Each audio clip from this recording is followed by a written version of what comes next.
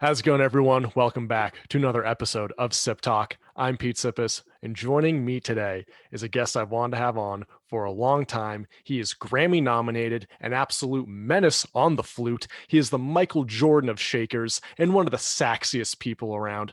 Joining us from New Orleans, from Tank and the Bangers, it's Albert Allenback. Albert, how are you? Hey, what's up, Pete? How's it going? I'm doing great. Honestly, let's just jump right into this because you have a wide range of musical talent. You play a variety of instruments, but let's go back all the way back to the beginning of Albert's musical journey.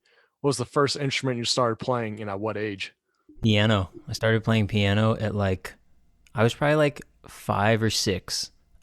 You would think that I would be much have a higher level of technical proficiency on piano, but I don't.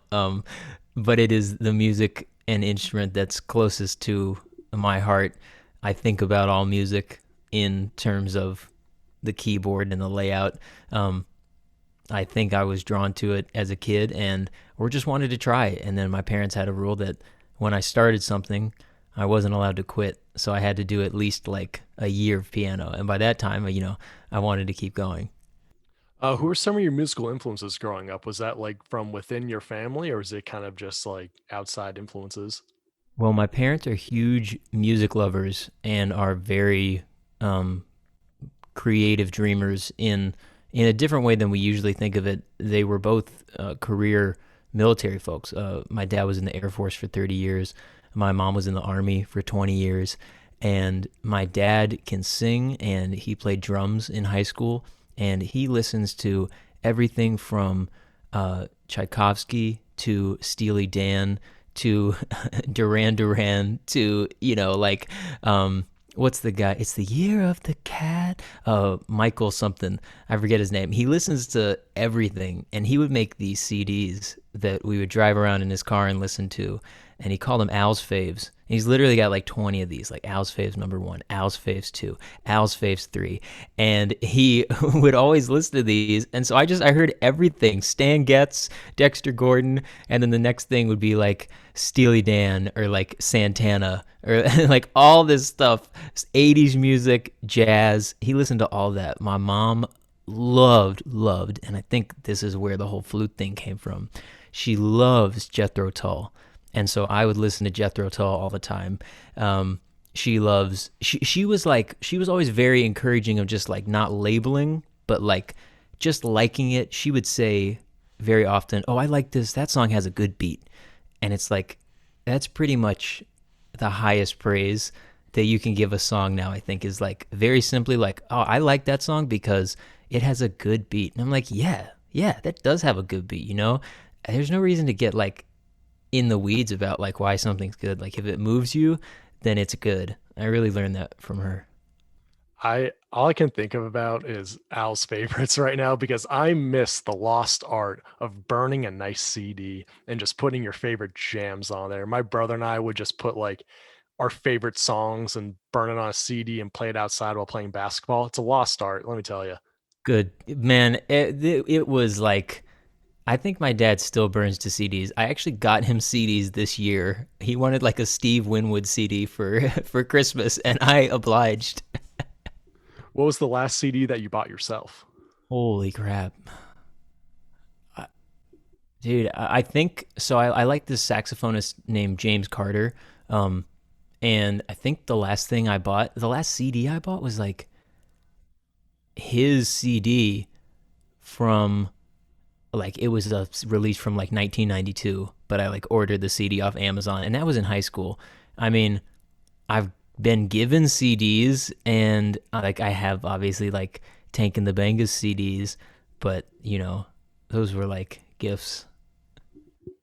So you're mostly known for being a part of Tank and the Bangas. How'd you end up being a part of that group, and what is your favorite part about being a banga? Well, I was playing in 2014 at the church that Norman was playing keys at. And I'd seen a flyer in my school's music building, and I put in a call and I was like, "Hey, I play saxophone." They were like, "Come on down." I played at Norm's church for a little bit, and then he brought me to rehearsal when they told me they were trying to play this J Cole song called "Power Trip," that has this Hubert Laws sample, a famous flute player, and they wanted to play it with a real flute, but they were having a really hard time finding someone to do that. And I was like, hey, I play flute. What I meant at that time was I own a flute. I wasn't like really like a flute player, but I could squeak some notes out. But I came and I wasn't as animated or comfortable with myself, to like perform back then. But I had fun on stage, did my thing. And then after the show, I put my hands on Tavia's shoulders. That's our manager, and I said, "Take me with you." And she did. And then I started hanging around, writing music, making myself useful, doing whatever. Really, just like trying to be in this thing. And the best part about it, the best part of being a Benga is that Tank has to deal with actual fame, and we just get all the runoff.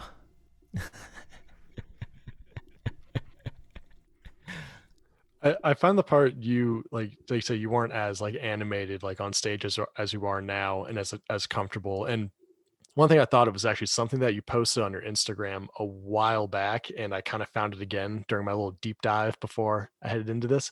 Oh Lord. Um, you posted a photo of yourself from like middle school, and the caption was middle school make you scared to be genuine and desperate to fit in, but you'll get over that, big guy. So looking back at it, what was the process like for you growing up trying to navigate the stresses of fitting in?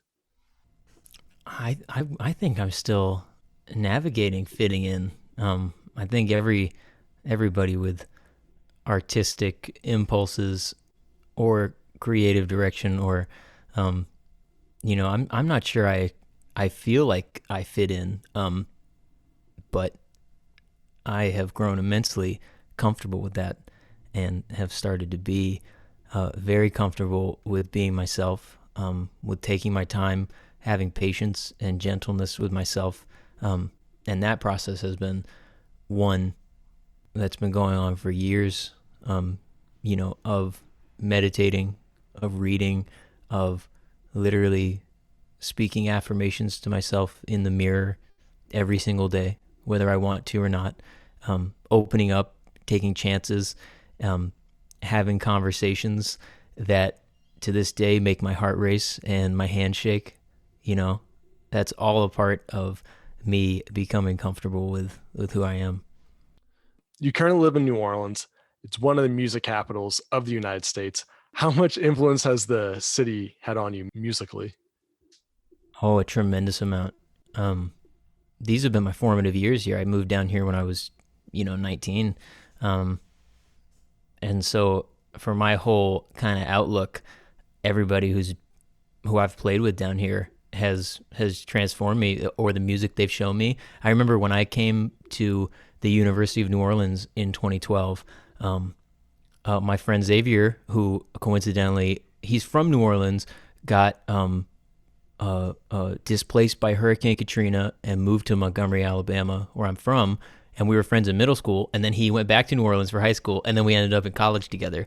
And in 2012, he introduced me to Thundercat and Flying Lotus, and like, I mean, that introduction changed the whole course of my life. My friends at UNO, took me to see the Robert Glasper Experiment, Tank and the Bangas. It was this thing that I was looking for because my mentor, Amon Robinson, had, all this neo soul influence. And I was a little bit nervous about coming to New Orleans because I thought that maybe there wasn't like a, I don't know, like a modern soul thing to do down here. And I mean, I was so ignorant of like any of the scenes. And I'm so glad that I had people to introduce me to them. So everybody that I've met, all the hip hop guys, Alfred Banks, Malik 95, everybody has influenced me in huge ways. Pell, and just literally, just by being around these folks, I have grown as an artistic spirit. I mean, you brought up Pell, and we are actually talking about Pell before we started recording because he's actually how I found you in Tank of the Bangas when I went to go see him live. He was opening for you guys. He has that new collective out, that new song 504, which is just that beat is insane. like have it on a repeat for the last week. Um, I mean, I was just about to ask who are some of your other favorite artists in the New Orleans area, and my neighbor's dog just ran out into the hallway, so that's cool. Um, but you brought up Alfred Banks. How did the project Sax Kicks Ave come to be? Was it just you guys kind of getting together and just jamming, and you're like, oh, we kind of have something here? Oh, it was so long overdue because I had sent him beats right when I started making beats in 2013. I've been making beats for like a month, and I was like, yeah, these are ready. People are gonna want this. And so I like sent him these beats and this very long, impassioned letter, this Facebook message about how I just wanted to make music and like I've got something unique to present. I was like, I'd love to work with you. And he sent me. I'll never forget this. He really took his time to write this out. He said, "Word." I was like, then like 9 years later, we're managed by the same woman, Tavia Osby, who manages Tank and the Bangas and Alfred Banks.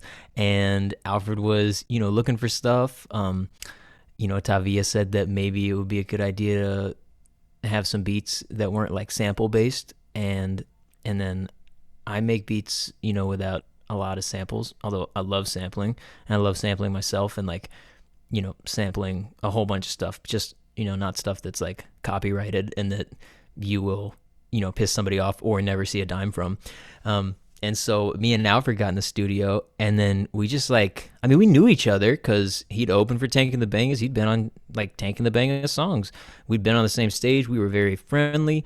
But like we really got to know each other this one studio session. And then after a couple more times and a couple more songs, we were like, yeah, like this is like cool. Let's do something with this. And I just relished the opportunity to learn how to make the laptop be musical on stage, because I'll tell you what, my respect for DJs has grown about 15,000% since I've had to like run the show off the laptop. I'm like, how do y'all look cool doing this? Because I'm trying to play piano and saxophone and flute, and then like cue up beats, and every single show there's something happens where I'll like forget to hit the space bar again, and then just the next song starts.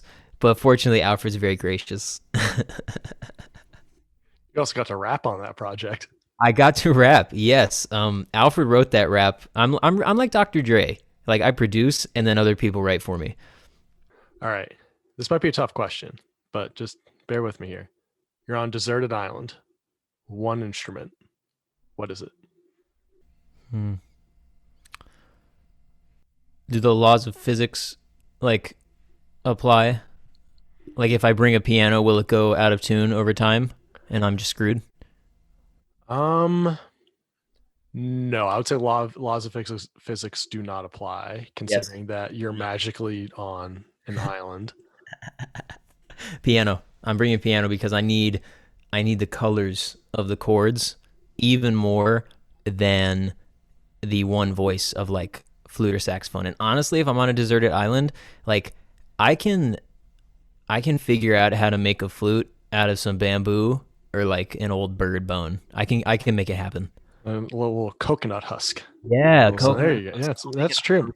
A coconut ocarina.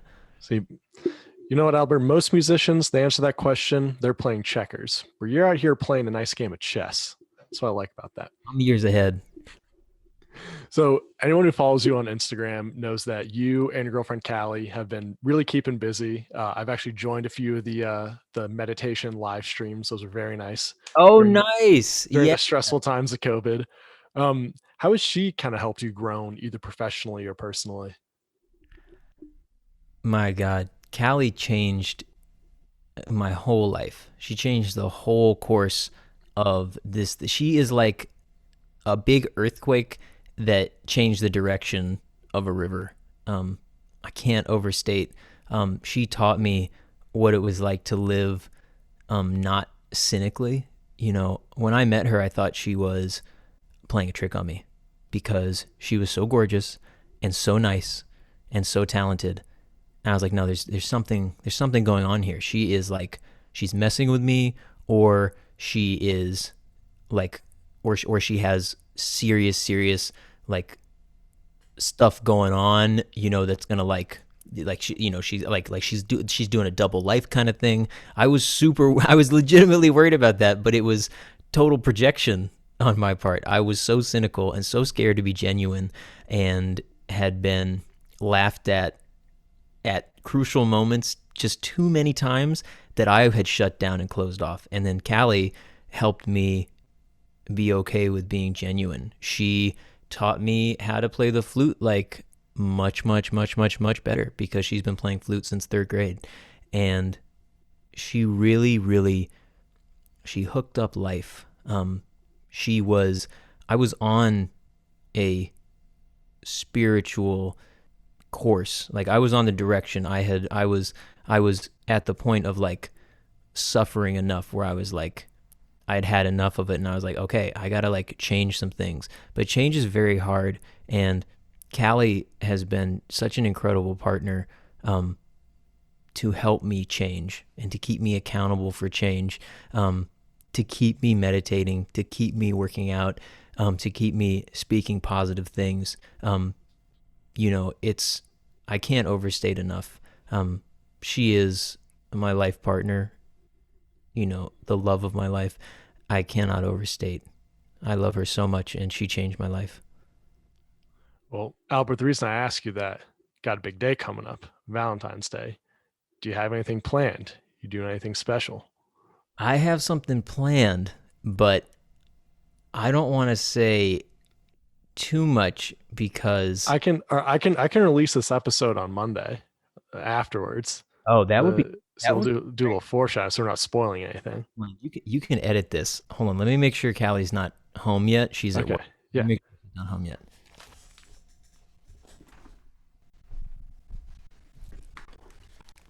All right, we're good. Okay, All right. so Coast is clear. All right. I wrote this song called "I Might Sing," and it's coming out on Valentine's Day, and Callie doesn't know that, and it's about her. It's a love song. Okay. Yeah, I'll make sure that this does not get released beforehand. This will be released on like Monday or Tuesday. nice, It, nice. like, are you like legit like releasing the song like on Spotify and stuff? Oh, releasing hardcore. It has been distributed. There is cover art, and I have an ad that is going to be run for it. So it's like legitimately coming out. Okay, perfect. So I'll get the notification that comes out, and then I'm like, okay, time to post this podcast. All right. That's it. Don't ruin this for me, Pete. I'm not Albert. You can trust me. I'm not Okay. going to ruin this big day for you. All right. This will be released after that song is dropped. Okay. And Pinky promise. Pinky promise me over Zoom. Ping your promise. Well, a nice little Zoom, even though it's an audio medium. This is perfect. Nice little, Video conference. Pinky promise. That is yeah, legally binding in both the states of Arizona and Louisiana, where we are located. perfect. And I can't wait for someone to listen to this on Thursday, being like, what are these two talking about? But yeah. Anyway, I might sing. That's my next Alb the Builder thing. I am really scared because it's a song where I'm singing like full on, and I'm terrified to release it. Did you have any like, were you like in choir like growing up or anything? Or is this just like, I'm going No, to start singing? I was so scared. And then, but over the past couple of years, I've just had some experiences where, maybe Tank or Callie or somebody makes a comment. They're like, "Oh, like that's you have a nice tone," or like, "Oh, that sounded pretty good." And slowly, I've been like, "Man, maybe I should do something with this." Um, and so I'm doing it. And Pete, I'm so scared because it's like you listen to it and you're like that sounds good, right? But also it's like, what if I'm crazy? What if this is actually really bad? And I'm just putting this out there. How do you think I feel recording every episode of this podcast? Just being like, oh, Jesus, like, yeah, this is great. But also like I'm about to graduate college. I'm applying for jobs. And someone's just like, what is SIP talk? Oh, this dude sucks. They're not going to hire him. I don't know what I'm applying for. Yeah, Simp it's talk. I don't terrifying. want anybody who has a podcast called Simp Talk. Get out of here. SIP. Oh yeah. Oh, my bad. Albert. It's called SIP. Oh, my. Albert, know what you just did for me? Because I'm not going to edit any of this out. You just created a whole new nickname for me based on my last name, because my last name is Sippus. And now people are gonna, fiddle with words and be like, "Oh, Peter Simpus." So Yeah. thank you, Albert. You just opened up a whole new can of worms for me. That hasn't happened yet. You're in college, yes? Yes, I'm in college, but I That mean, hasn't happened yet? no, it hasn't. Hey, Callie. That's so surprising. Hey, Cal. No, it hasn't happened yet because I'm still, I still got sippy cup. I still, it's, I would say dropping, I used to go by Peter, dropping the R, one of the best moves of my life. It's so much nicer now. Pete, quick, simple, to the point. Yeah, Pete. Yeah, Pete and Peter. I get two different faces. You know. I don't get two different faces with Al and Albert, which is weird. I'm not getting two different faces for that. I see you as Al the Builder, but I also see you as Albert. Yeah, that happens. Albert was a name that peaked in popularity, I think 1860, so that's understandable. Well, you are in the French Quarter, so that kind of nice little vibe in there. Albert. All right, before I let you go, I'd love to know, how did you stay busy during 2020? Because you know how I stayed busy. I've been doing all this shenanigans for the last year. But how'd you stay busy during 2020? And what can we expect for you in 2021?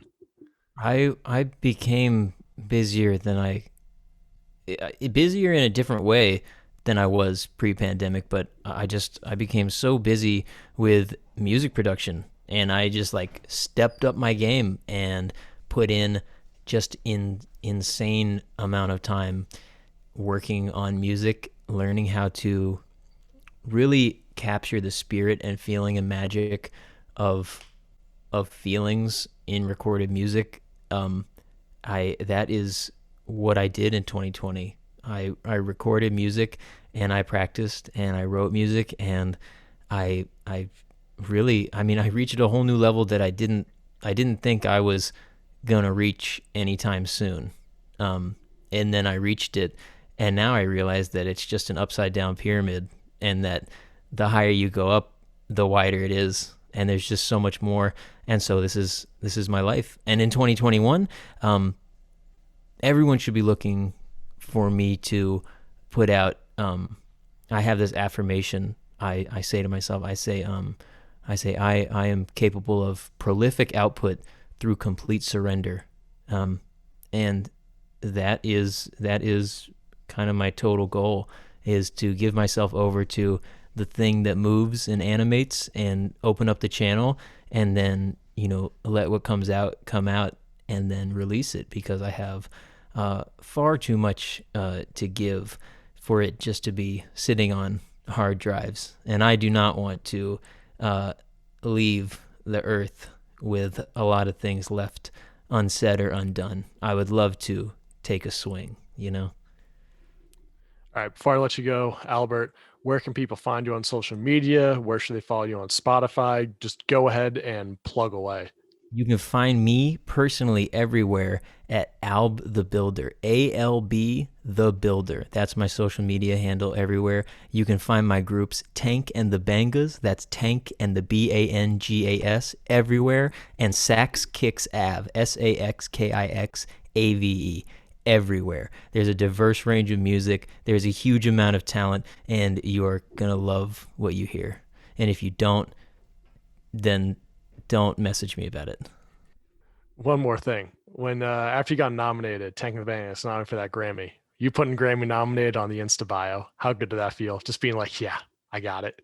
Oh, so cool. I didn't get to use the trophy emoji, but that's okay. There are Grammys in the future, and also if there aren't Grammys in the future, that is also okay. There are a lot of amazing artists who have never won a Grammy. Look, between you and me, I'm not going to try to light any fires with the Grammys, but I mean, you kind of got snubbed. I think she got the trophy, but I'll leave it at that. Play more Grammys, and if you don't get a Grammy, like, you're good. I don't know what the podcast equivalent of awards are, but I'm sure they're not getting one. But I'll let you on a little secret now. We are currently planning for this show, as we get near award season and the 1 year anniversary of the show. We are planning the Sippy Awards, and between you and me, Albert, I think you're in the running for a Sippy. Whoa, I stop. I don't know what category. We're probably just gonna make them up on the fly, but I think you're in the running for a Sippy. I'll have to talk to the committee, but Stop. That would be amazing, and that would totally make up for the whole Grammy thing. I mean, please, the Grammys, no, all about the Sippies. All about the sippy. Is it a golden sippy cup? It might be now, if I'm being honest. I didn't even think of that. I think we're just going to send people like a mug and a card being like, hey, thank you for taking time out of your day to actually come on to this shenanigan of a podcast. So thank you. But Golden Sippy Cup. Uh, Just out of curiosity, you don't have to put this in the podcast, but what if there were an award for the Simpies? What would that be? What would the trophy be? Would it be like? Would it I'm be not like? taking this out. I'm leaving this in. What would it be? Would Ooh, it be? Would it be just? Would it be like a boyfriend like not standing up like for his girlfriend as she's like being hit on? I don't know how you'd put that in a statue. Yeah, it would be hard. It would be tough. It'd be tough. We'd definitely take a sculptor of some sort. I think gold would be tough. Maybe like bronze or like marble. Maybe like a diorama and like a shoebox and maybe some like clay. I think if you can make a few of those, I mean, I can talk to my people. You can talk to your people. But no, No, gold. no, this is on you. I'm not doing any of this. I'm not doing this for the simpies either. You're the one who came up with the name, Albert. But all right, Golden Sippy Cup. We'll keep that in mind. Albert, thank you so much for joining me. This was a ton of fun, and I cannot wait to hear what you got coming in 2021. Pete, this was really fun. Thank you for having me. I can't wait to get that sippy.